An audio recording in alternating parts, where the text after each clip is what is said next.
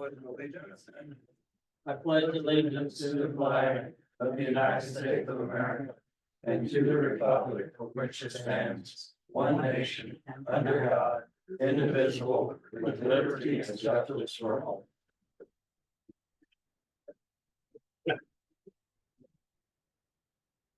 We'll start with roll call. Mayor Lindsay, Here. Mayor Pro Tem Howell, Here. Councilman Crane. Here. All right. Councilman Weeks, Here. Councilman Hubbard. Here. We have a quorum. We may proceed. At this time, I'd ask for a motion for the approval of the agenda. I'll make a motion to approve the agenda. Second.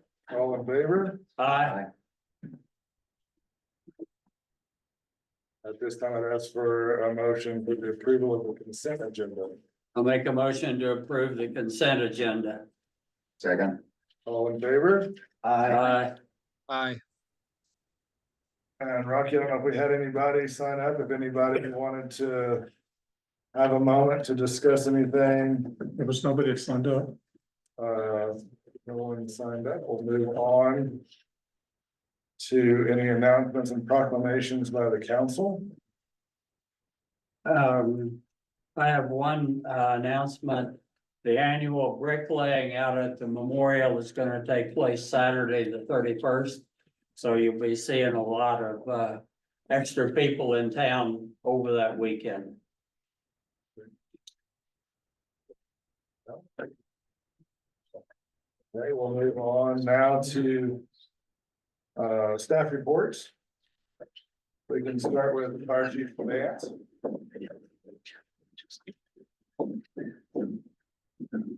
Good evening. Good evening, Mayor Lindsay, Manager Weir, and members of the council. It's a privilege and honor to be here for my first staffing report. Thank you for having me. It's been a long road. It seems like it's happened in the blink of an eye, but I'm excited to be here, so thank you. I first would like to acknowledge Rocky Lira and Legacy Church. Rocky was instrumental in orchestrating Legacy Church and donating a TIC camera, thermal infrared camera to the fire department. We went down last Friday and had an interview, and they're gonna have a little bit of a press release for that, and they offered to share that with us, so Rocky should be receiving that. I just wanted to say thank you personally for arranging that, and it went really well. Thank you. For the month of July, our call volume was 36 calls, which is slightly above average for us. 36 of those were EMS calls and 8 total fire calls, which the majority of those are fire alarm checks and so forth. So a total of 44 for made an error, sorry about that.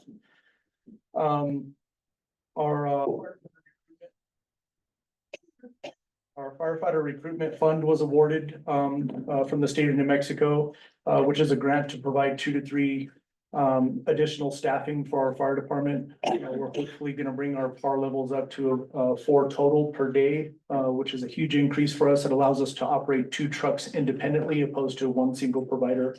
So we're looking forward to hiring for those as soon as we can. Our slash program has been very busy. They've gone up considerably this month. We have a burn scheduled tomorrow, as well as they burned 8,000 cubic feet this past month. So we're gaining some headway. We also hired an additional firefighter to help out with that process. So our slash coordinator slash supervisor is out picking up much more slash than he was before, and we should have greater efficiency. We estimate that we're about a 2-month, we have about a 2-month backlog for that. But we're catching up rapidly, and he expects to be caught up in about that time. Meanwhile, we're still issuing slash permits. Our wildland team was deployed in Oregon for the past 2 weeks. They just returned today, got back safe. So just wanted to give them a shout out, if you will, for going and helping out the firefighters out in Oregon in very dry conditions. We're fortunate now to have pretty wet conditions, so we're able to deploy our people. They're gonna get a couple of days of R&R, and they're gonna be ready for the next deployment, which I anticipate we'll have multiple requests soon, so. Back to Oregon. Probably back to Oregon or Washington or any of that northwest area. Um, with your assistance, I'd like to thank you for your, ordering of the stake survey for a new fire station, area. At least we can kind of, get some work as far as, trying to plan that. So we're looking forward to the results of that and hopefully get started on building a new fire station. We are also participating in an, equipment auction, that, the village is trying to put together, and we probably have the most equipment, available for auction, so, I'm trying to, stay busy and getting that list together of those items to auction off. The last thing I have is, we're working in conjunction with, Moreno Valley Fire Department for a communications tower assessment. A gentleman came out from Spectracom and evaluated, our communications. We have a lapse in coverage south of town, near the Black Lake area that we're trying to address.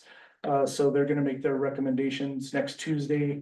And we've included, the fire chief, or excuse me, the police chief and, others, other stakeholders so that we can evaluate that. That's all I have. Do you have any questions? At this time, thank you very much. Okay, moving on, Director Epler, do you have anything for a staff report this evening? I can get one. Plenty to talk about. I'll try to keep it short, Mr. Mayor. Good evening, Mayor and Council. Update is that we've had a good bit of rain lately. It's had a definite impact on a lot of our roads. It has also amplified the fact that we have a lot of driveways that are negatively impacting our roads. It's very easy to see. We were hit with some rainstorms that I would describe as exceptional, a lot of water in a short amount of time. Moved tremendous amounts of sediment. We have been really for 3 weeks now, just cleaning out culverts and sediment deposits and bar ditches. It seems like we are finally starting to make a good bit of ground on that. The projects that we have out for RFP, we had a pre-bid meeting yesterday, and those bids will be opened on Monday.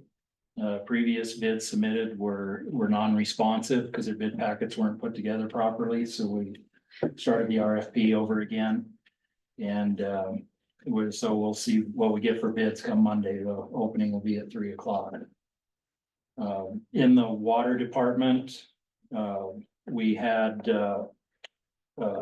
some issues with some sewer lines. I think I already briefed you on the issue over off of Butler Avenue. That seems to be repaired, but we've also for quite some time been dealing with a sewer obstruction here on North Angel Fire Road, close to Fire Station 1. I'm sure you've all seen the pump trucks out there on occasion. We did get that obstruction cleared yesterday. And so it is back functioning. We'll say that there were a large number of paper towels and wipes involved in that clog. We did discover also though in putting a camera in there that there is a belly in that 8-inch sewer main where it is continuously holding water. I don't know what the cause would be if the point of construction or after, if it's settled some, but essentially the material is not flowing free through it. So there's about a 40 to 50 foot section that is holding water, part of it all the way up to top of pipe. So the pipe just sagged a little bit. I do believe it is the area where the line was, the direction of the line was changed when the sewer lagoons were abandoned and then it was tied into the line that goes up to the sewer plant as it is today. And, you know, could be a various number of reasons. It had obviously functioned like that for quite some time. But a combination of a couple of pieces of concrete and a whole lot of wet wipes plugged it up pretty good. We do have it free and flowing now. Also, water department has been actively installing water meters, something that we've been behind on in a long time, for a long time. And they're really making a dent on that list. We are reaching the end of our material supply. same old story, but along with our new meter installation project, they'll be having, materials come in. They accounted for new meter installations as well. So, there will be the, components showing up in the next couple of weeks for us to continue, putting, meters in. The goal is to have every, meter on the list installed prior to winter. And we're currently on pace to do that well before then. The installation of the new meters began last Tuesday. And started out a little slow, but it's going along pretty well right now. They're making a good bit of progress. They're essentially doing the meters where it's just a simple meter swap.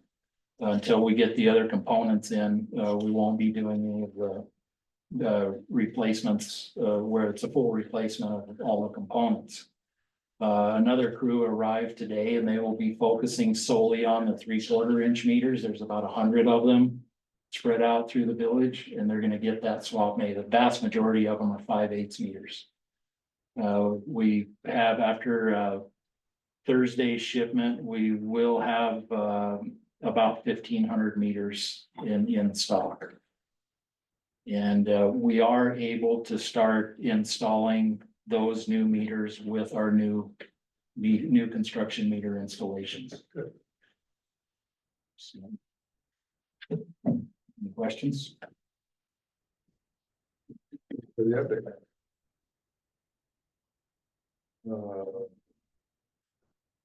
We will move on to, new business. Don't have any old business this evening.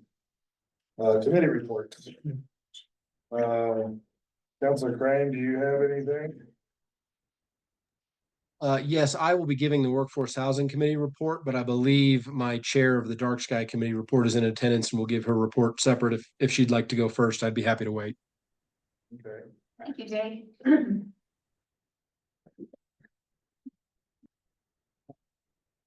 So,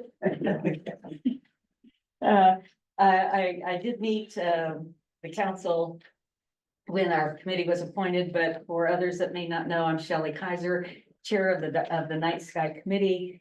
Thank you, Mayor and, Manager, for allowing us the opportunity to do this. I'd like to, first thank my committee. David Willman, Mindy Nash, and Deb Christie are also in attendance. Janice Howison, Gary Zentera is a non-voting member.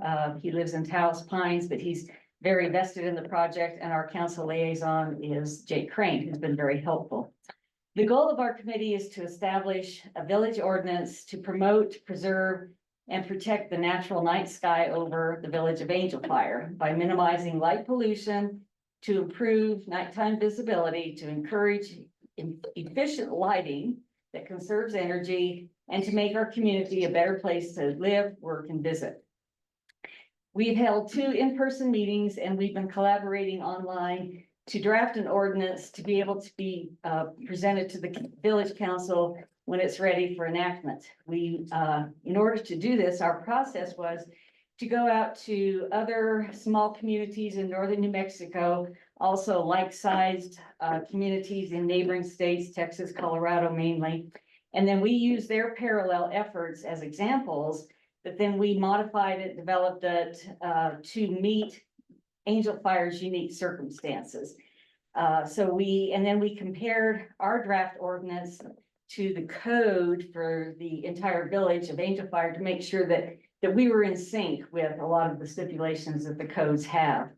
So some of the key parts of our outline of where we are in our creation of a ordinance to present is we have a list of specific definitions that are not already included in the village's code definitions that are specific for lighting references. Then we have a section for general provisions and standards where we outline for new buildings or lighting additions to existing buildings, what the standards will be.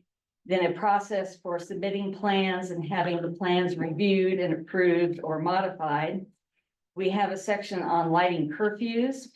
We have a section that addresses non-conforming existing lights, what happens to the lights that are existing.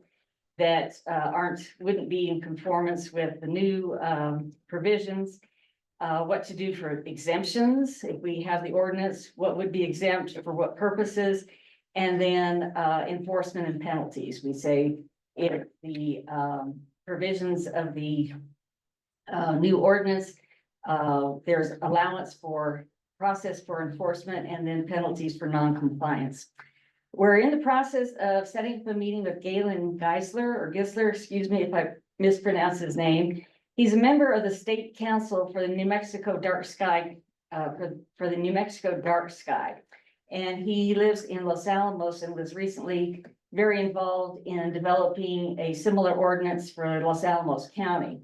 So we're gonna tap into him as a resource, have him review our information, see how it coordinates with the New Mexico Dark Sky Council.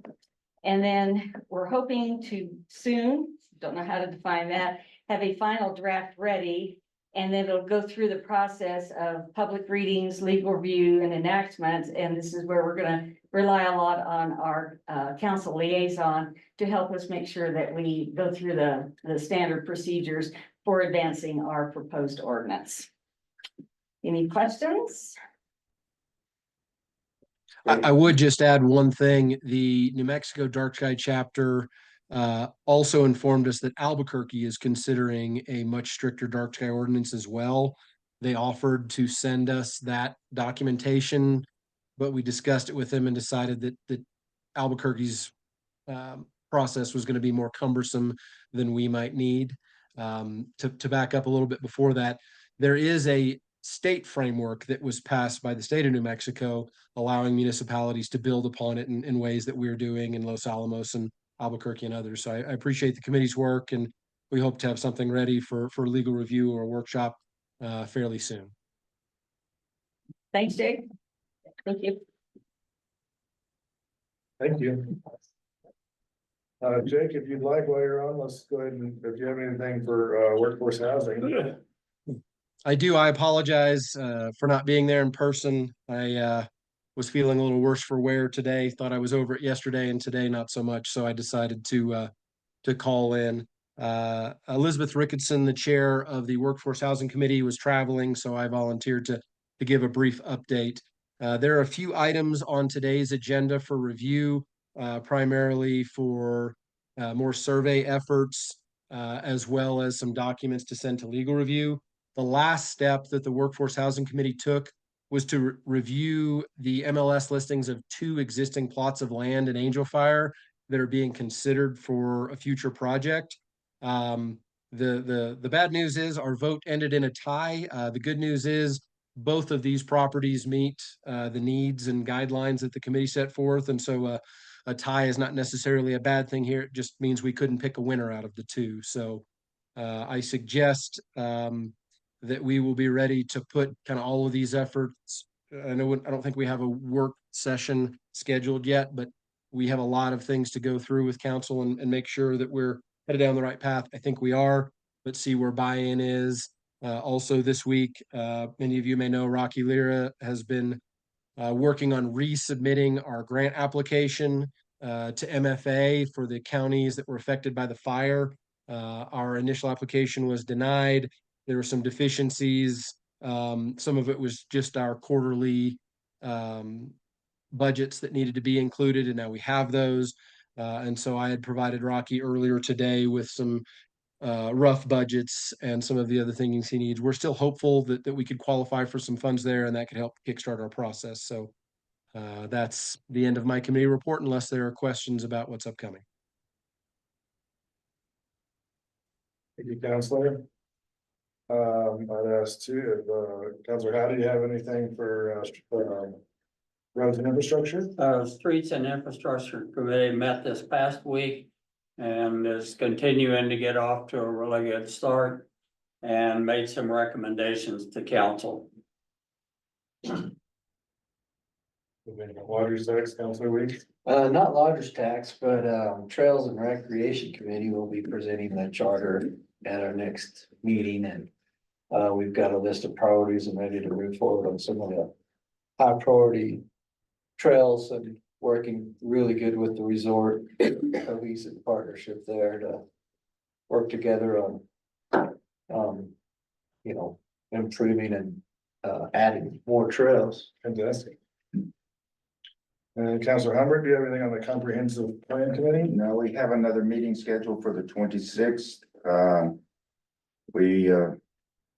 A lot of ours is gonna be, we have to coordinate with all the other committees and they're at different places. So we're working on getting coordination there and what they're doing and that's gonna take a little while to get that all worked out, but we're working on that. And I'll just add that we're having our first, airport transfer committee meeting tomorrow at 10 a.m. right here in Village Hall, and the public is encouraged to attend. So now we can move on. We don't have any old business. Under new business, I'd like to ask for a motion for discussion action. Approval of resolution 2024-58 ROHV. I'll make a motion for discussion action, approval of resolution 2024-58 ROHV. I'll second. Lieutenant Strickland was unable to join us tonight. His unit was apparently stuck in Raton. But Manager Weir, Yes, Mr. Mayor, Council.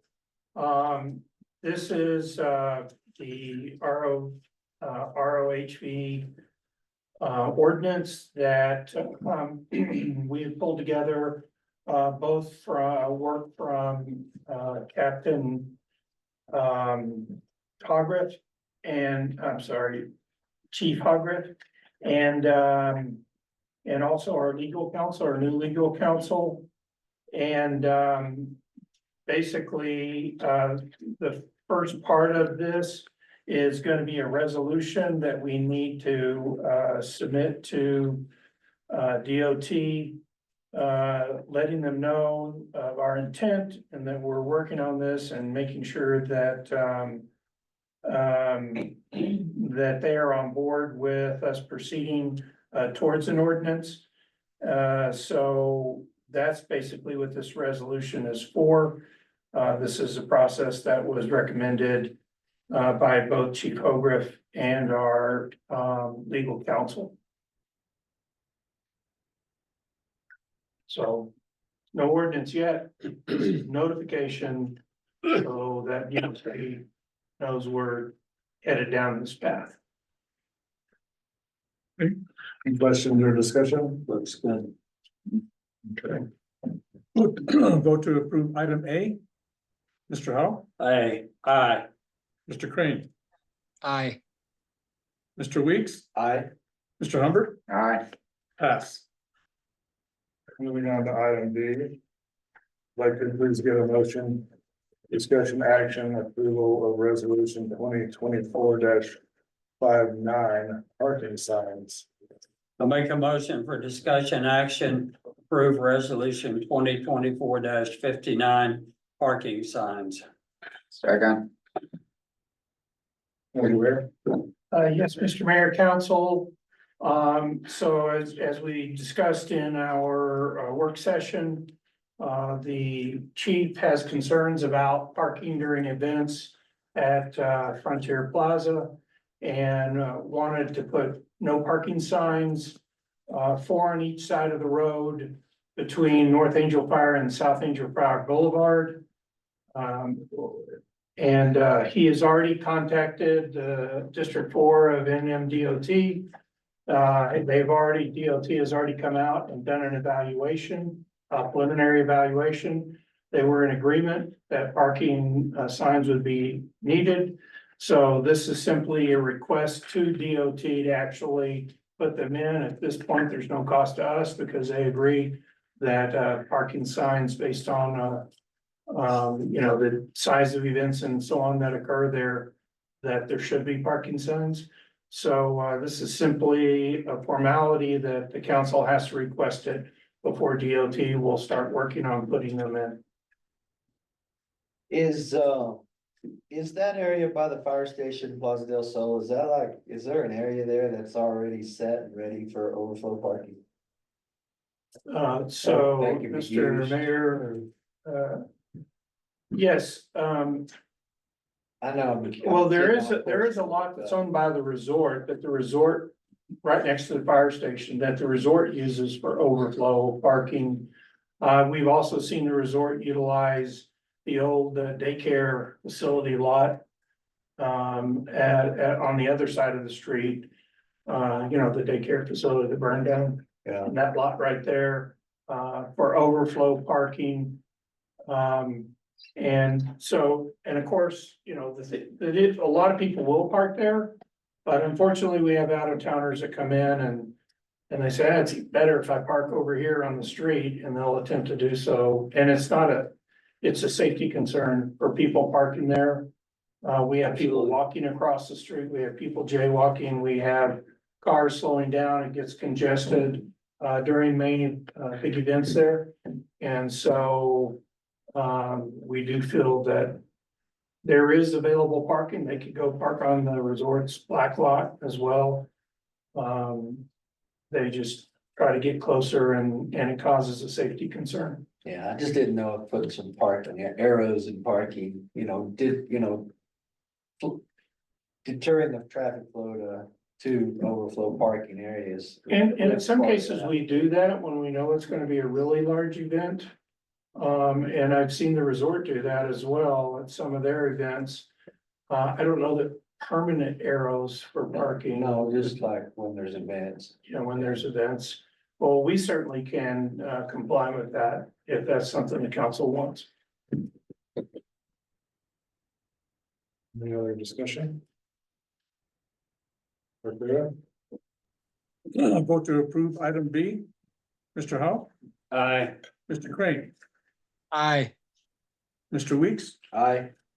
and Mr. Humphrey. Aye. Pass. Moving on to item C, if I could please get a motion for discussion action. Approval of resolution 2024-60, solid waste transfer service rate. I make a motion for discussion action, approve resolution 2024-60 solid waste trash service rate. A second. Manager Weir, I'm sorry, Director Epler. Can you help me out with it? I wasn't aware of this. I didn't put this on the agenda, so.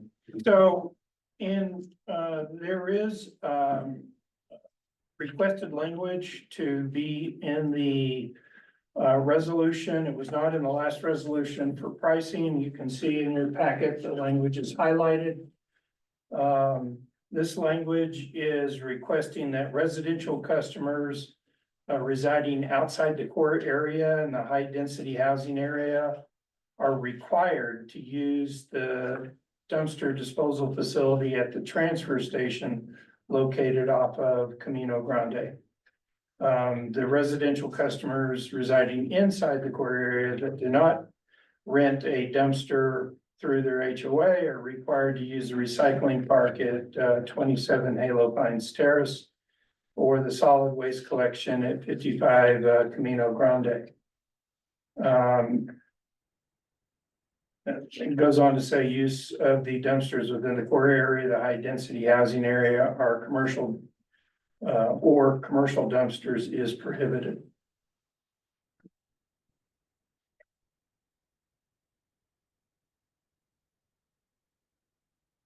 Is that language a little confusing about the use of the dumpsters in the core area being prohibited? I was wondering on the commercial side too. Well, I mean, again, obviously the commercial dumpsters are for the commercial. The ones in the core area often belong to certain condo associations. So obviously they're. So it should just say use of dumpsters within the core area. The high density housing area or commercial dumpsters is prohibited. I mean, I don't know the right language, but unless you're part of the HOA that's renting that dumpster, obviously. But if that's the clarification you're looking for. Well, I mean, I understand, but I think the language is, and then number two is how, I mean. The purpose of this is just to have it out in the public, but there's really, it's difficult to enforce. Well, um, Mr. Mayor, council, I mean, to be frank, I have some reservations about this, and that's why we brought it before the council.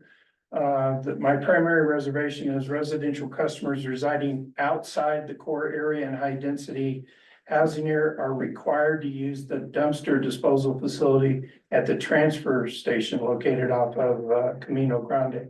So what that implies to me is that unless you live in the core area, you can't take your trash to Halo Pines by the police station to drop it off.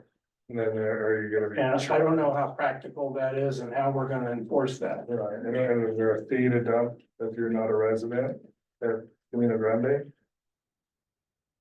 If you're not a resident, I believe there is a fee to dump at Camino Grande. Well, Manager Gole, if you could, you're welcome to come up to the podium. Not prepared for this. I understand, but, just this language and maybe some guidance from you on how to. We're not supposed to, well, Mayor Lindsay, council. We're not supposed to be taking any solid waste that is bagged trash from outside the village of Angel Fire. Our ordinance states we're for the residents of the village of Angel Fire. The recycle park at 27 Halo Pines Terrace is paid for through the refuse rate in our billing system. That is for every resident of the village of Angel Fire. Any village resident can use the recycle park, guys. Yeah. Anyone, doesn't matter if you're in the core area, doesn't matter if you're in whatever a high density area is. If your HOA rents a dumpster, use that dumpster, but you're still a tax-paying citizen, you can still use the recycle park. You can also use the facility at 55 Camino Grande at your convenience, 6 days a week. I'm not sure what the issue here is.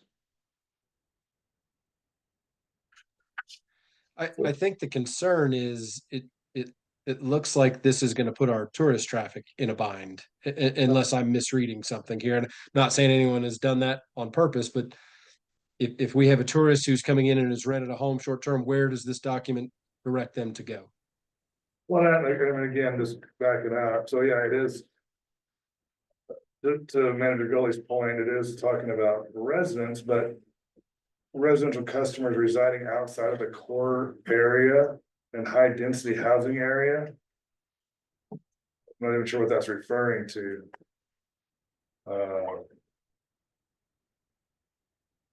This is a tough question to ask, but who wrote that? There you go.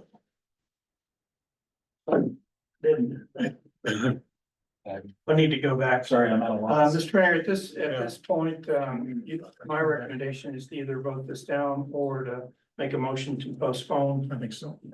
So this was submitted to the clerk to put in here. I'm not sure who submitted it.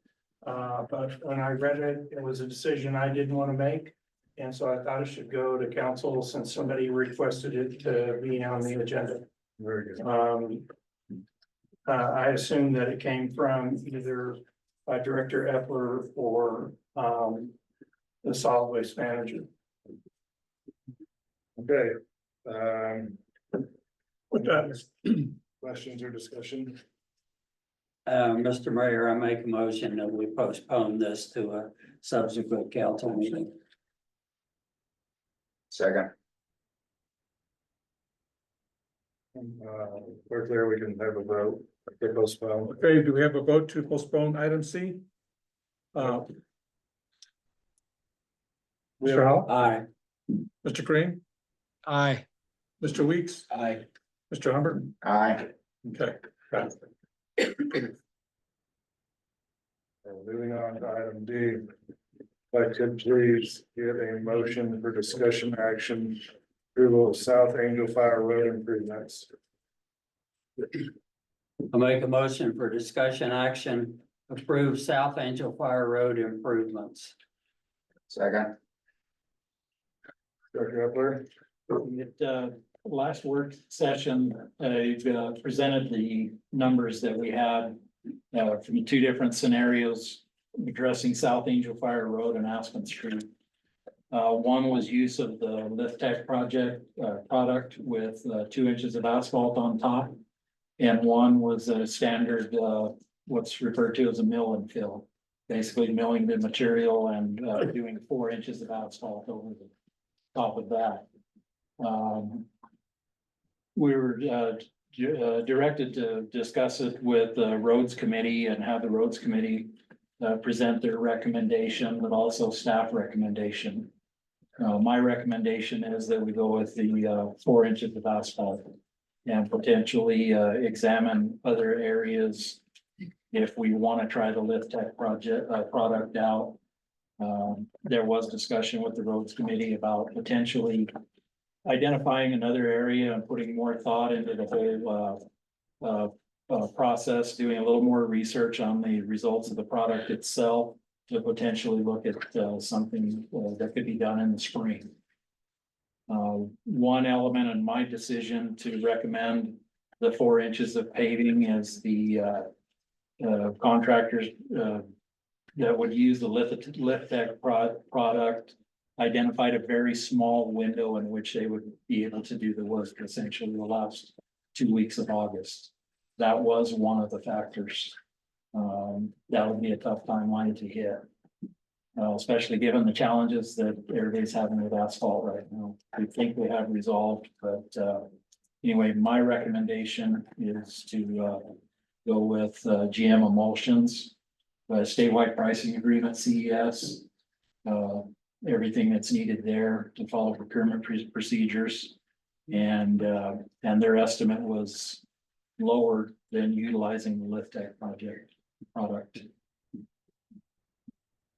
So, Mr. Mayor, the Streets and Roads Committee recommends and supports what Manager Epler just stated. We would like to see the new product tested, but in a different location a little bit later. So the motion before us, just to clarify, it is to approve South Angel Fire Road improvements. And that is, with GM Emulsions and 4 inches of asphalt. Yes, sir. Other questions or discussion? I was just thinking that, you know, with the Lift Tech, maybe they could come in and do another presentation for the new guys. Maybe, you know, in the winter or something. I don't know how convenient that would be for them, but. From what we've seen, they're more than happy to come in, and as many of you may know, this Lift Tech was a topic of discussion for several years with the previous administration.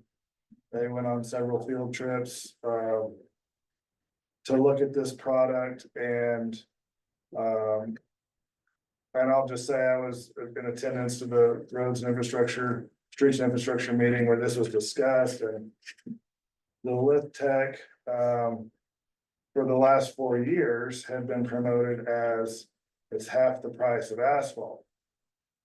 The reason being is you can, if you treat the substrate with their product, you can use half as much asphalt. So their proposal was, as Kurt, Director Epler said, 2 inches of asphalt.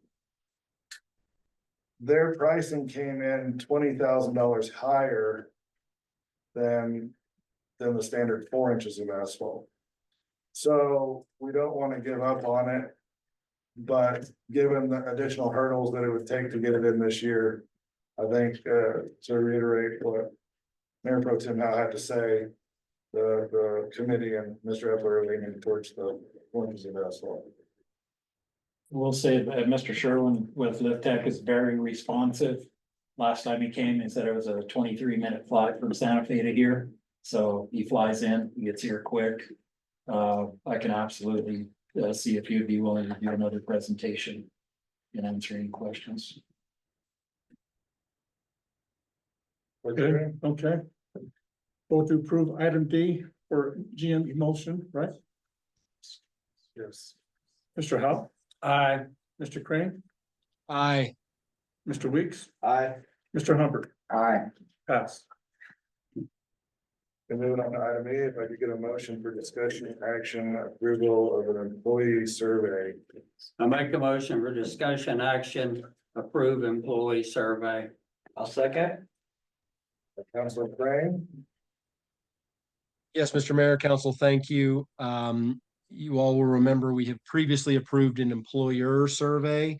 For the last several weeks, we have been stuck. Manager Weir has been tirelessly working, trying to get I-Team to set us up an email so we can get those survey results tabulated properly. Ultimately, that was a dead end, and so the Workforce Housing Committee has elected to go ahead and set up just a generic Gmail, a Workforce Housing Gmail, to take all of these survey responses back. So we have not sent out the employer survey. However, I've got some dates with the committee and Manager Weir to get that sent out. What we're bringing before you today is the employee survey. So this is a 3-page survey meant for employees in the area. We have also had conversations with Mr. Ralph about putting together a flyer for this survey with a QR code. We have the link ready to go, so we could post this on social media. We can put it on the post office. We would go to employers and ask them to make it available to their people as well. So what we're looking for here is feedback. The primary purpose of the feedback would be to size housing units, to quantify housing units. So this is going to be similar to the one previously approved, but targeted to a different audience. And I would stand for any questions. Questions or discussion? Looks good to me. Vote to approve item E, employee survey. Mr. Howe, Aye. Mr. Crane, Aye. Mr. Weeks, Aye. Mr. Humbert, Aye. pass. Moving on to item F, will you please get a motion for discussion action approval, workforce housing governance. I make a motion for discussion action, approve workforce housing governance. I'll second. Counselor Crane, So again, this document is something that Workforce Housing Committee has been working on for a while. The recommendation here is that this be sent to new legal counsel.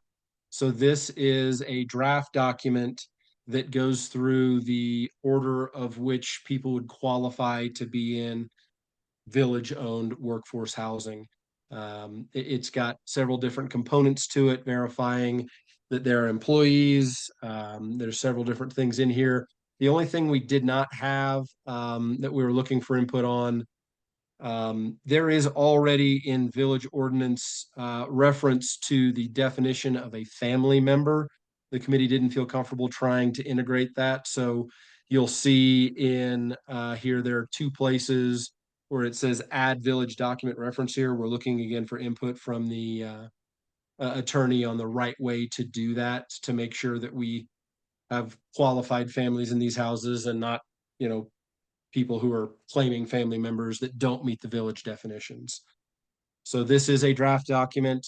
We wanted to get it in front of legal counsel before we put this in front of a work session or an actual vote. So that's the ask here, is legal, not adoption. And I stand for any questions. Yes, I have a question on the additional requirements.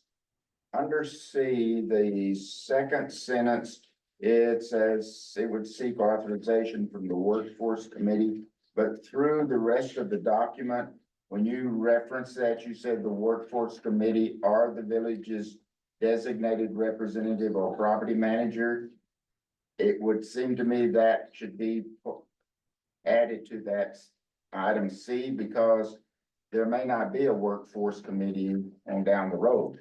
It's not a required committee, but there would be a designated village representative or property manager. Which you. That's correct.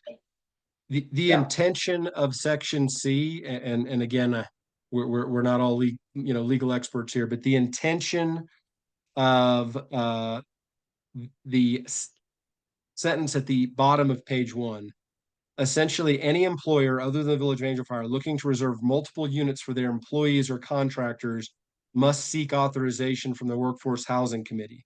So this was added specifically if we had an employer in town who wanted to come and try to reserve multiple workforce housing units. If an individual comes in, it does not require Workforce Housing Committee approval, but we wanted to tailor such a way if Lowe's or Alpines or True Value or any employer for that matter wanted to come in and reserve 3 workforce housing units, we didn't want somebody to come in and reserve more than their fair share is not the right way to say it, but we didn't want one employer or 2 employers to come in and gobble up all the housing. So if somebody's requesting multiple units, that requires special approval.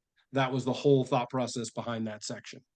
So Hopefully to Counselor Humbert's question, I think you did address that, but he's just, I think, suggesting that we add language for the attorneys to review. That it would be reviewed by the Workforce Housing Committee or Yes, a designated employee or property manager. In the event that down the road, we don't have a Workforce Housing Committee. Understood. I was just trying to clarify the intent there, but the correction is well founded. So being a draft, I think we can make a note of that. Mhm. I got us to the attorneys.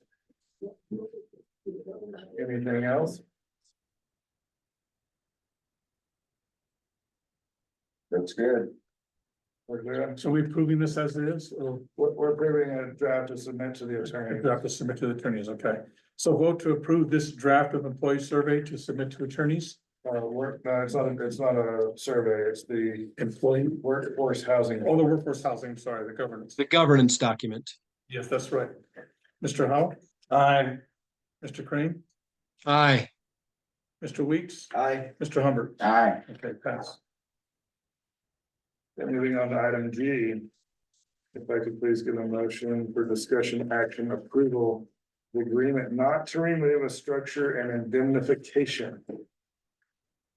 We'll make the motion for discussion action, approve agreement not to remove structure and indemnification. I'll second. We'll let, Mr. Martinez address this. Thank you, Mr. Mayor, members of council, Manager Weir. This property was developed prior to annexation into the village, and you should note that the house sits below the rim of the road. And at that time, the original property owner got a permit from Colfax County to get an encroachment permit to put their parking spaces on the edge of the road on public property. Well, it wasn't public property back then, but since that time, this came up in 2007 when there was a proposed transfer or a proposed sale of the property. At that time, the village recommended a hold harmless letter from the owner regarding those parking spaces. There were some good conditions to the size and location. The parties agreed, but we did a research of 2 years of minutes and resolution for all of 2007, 2008. We never found a hold harmless letter. And so this has come back up with another sale of the property. Originally, 2 months ago, property owner asked if they could secure a variance from P and Z. But once we started digging on it, the structure's in the right of way. It's not, I mean, it's not private property, so we couldn't move forward with the zoning variance request because it would be -2.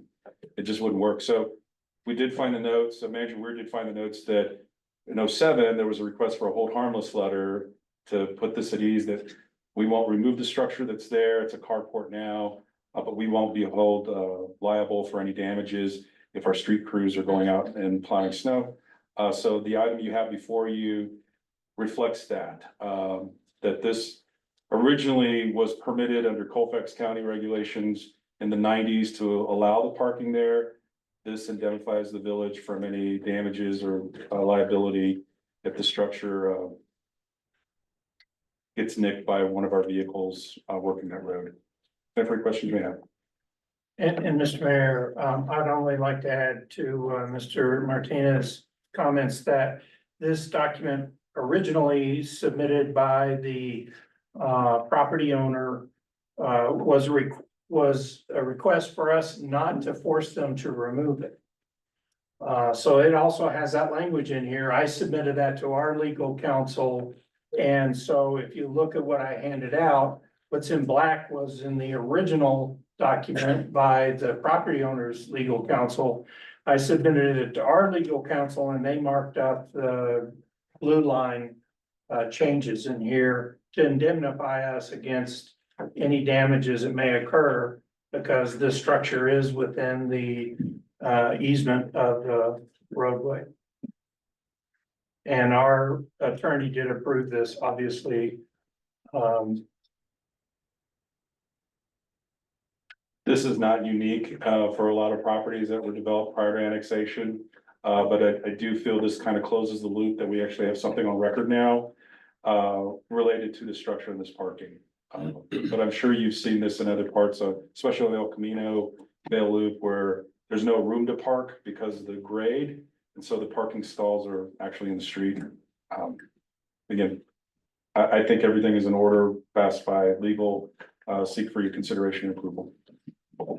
And if we approve this, as I see here, the agreement would follow the land, so Correct. we'd be having to come back to council. That's correct. If they, whoever has it now tries to sell it. Yes, sir. Questions or discussion? Vote to approve item G, Mr. Howell, Aye. Mr. Crane, Aye. Mr. Weeks, Aye. and Mr. Hubbard, Aye. pass. Okay, we'll move on to item H. We could please get a motion for discussion, action, and approval of resolution 2024-62. Accept firefighter recruitment fund grant agreement.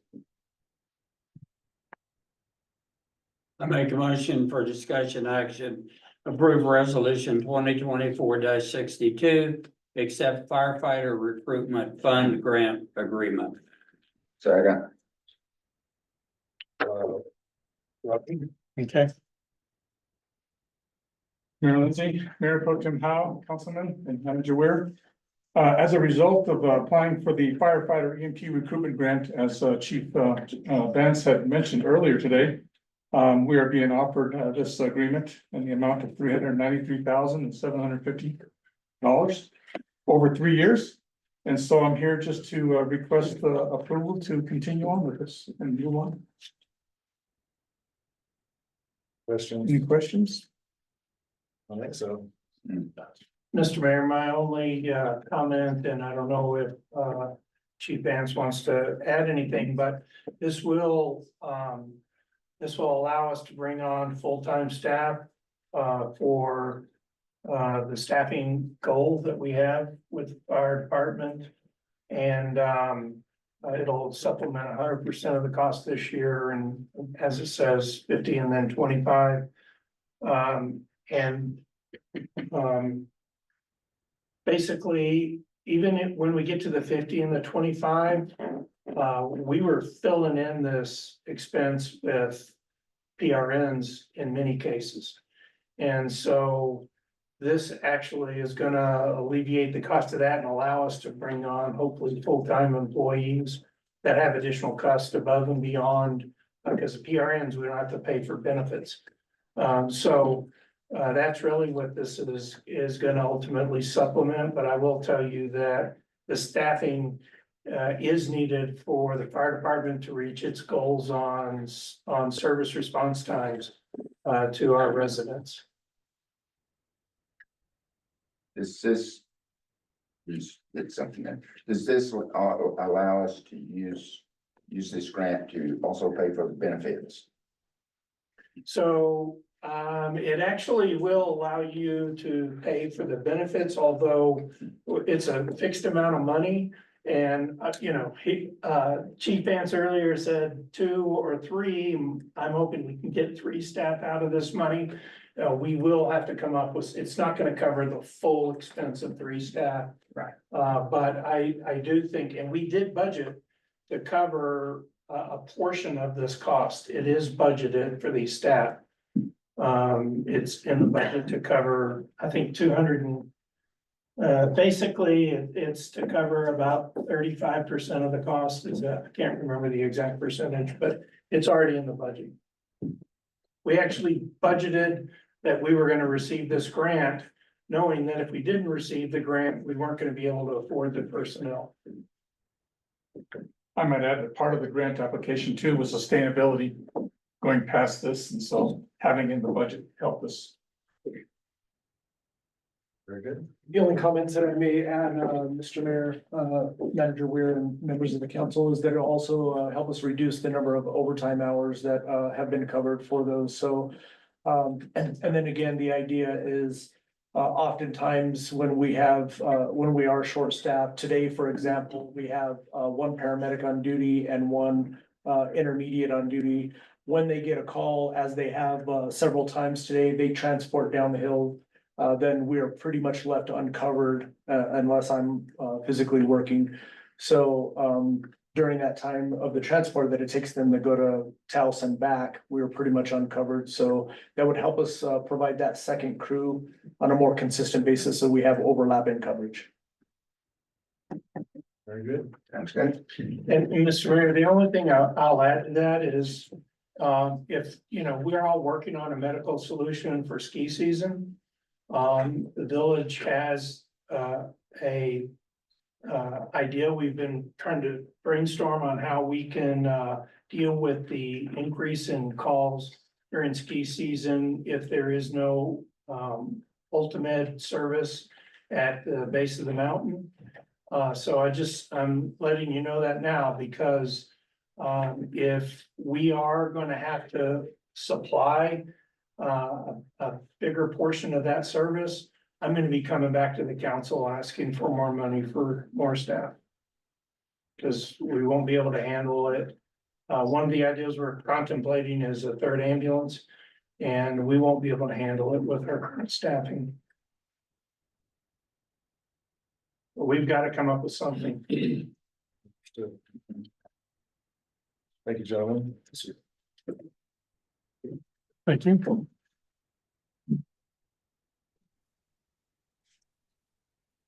Vote to approve item H.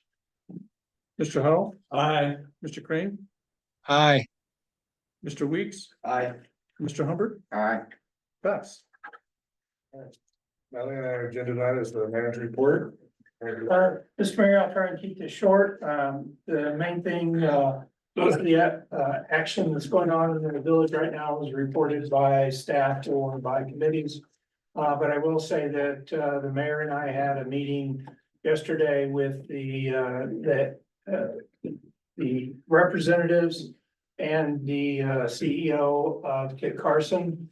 And we've kind of entered into a strategic communication agreement where we're going to start meeting with each other on a regular basis, both from a managerial perspective and a worker's perspective, to make sure that everybody knows what the other guy's doing and we're not stepping on each other's toes.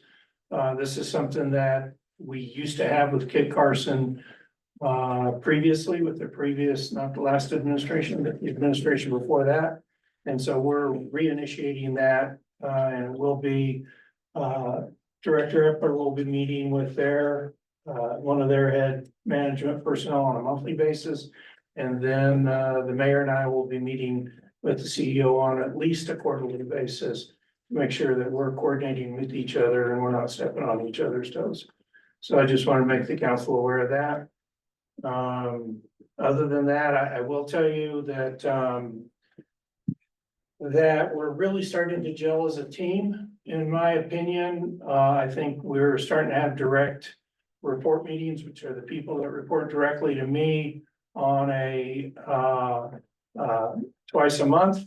And it's, if you sit in on those meetings, it's really good communication. We have our staff talking to each other and helping each other out. And it's great to see a department head volunteer to help another department head. And I think those are aspects of the teamwork that we're missing.